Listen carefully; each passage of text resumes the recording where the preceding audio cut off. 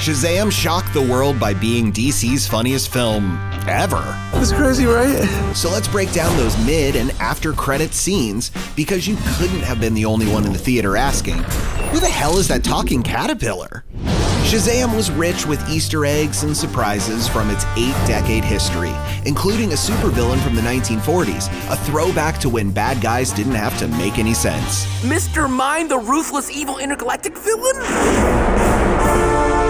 I prefer visionary iconoclast, but all right. Mr. Mind is an evil space worm genius from Venus with telepathic powers. And the film first featured the Shazam supervillain in a quick shot of a glass jar in the wizard's lair. Then finally paid that off in a mid-credits scene with Dr. Sivana. You're like a bad guy, right? Okay. Look, before this gets really stupid for you, you should know that I'm basically invincible. So you know.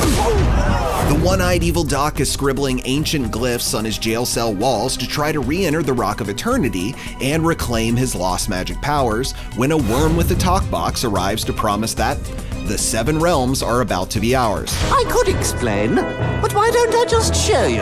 That worm is Mr. Mind, the first supervillain in comic book history to form a league of a superhero's old foes. His monster society of evil has evolved since his World War II days when Captain Nazi and Adolf Hitler were members. But Dr. Sivana has been a steady comrade since the beginning. We're prepared to stop you, and I warn you, sir, any interference may prove disastrous. In recent issues of the comic books, Shazam and his foster family of heroes have traveled through the Rock of Eternity to the 7 magic lands of interconnected worlds like Funlands, Darklands, and Wildlands, Mr. Mind's hometown. So in the film, when the worm tells the Doc that those 7 realms are about to be ours, he's hinting at an interdimensional romp of a sequel. What a mess.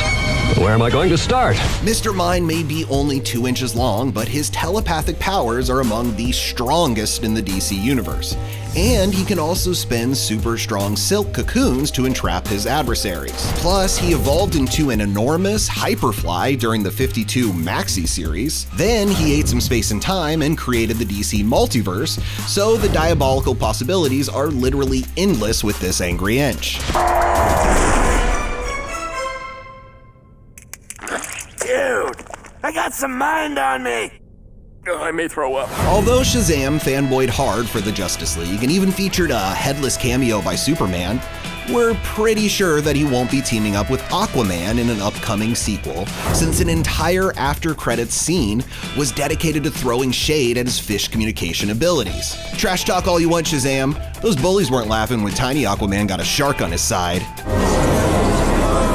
For more Shazam, check out the IMDb show's chat with Zachary Levi at imdb.com/show. And for more DC and trending stories, stay tuned to imdb.com/imdbrief.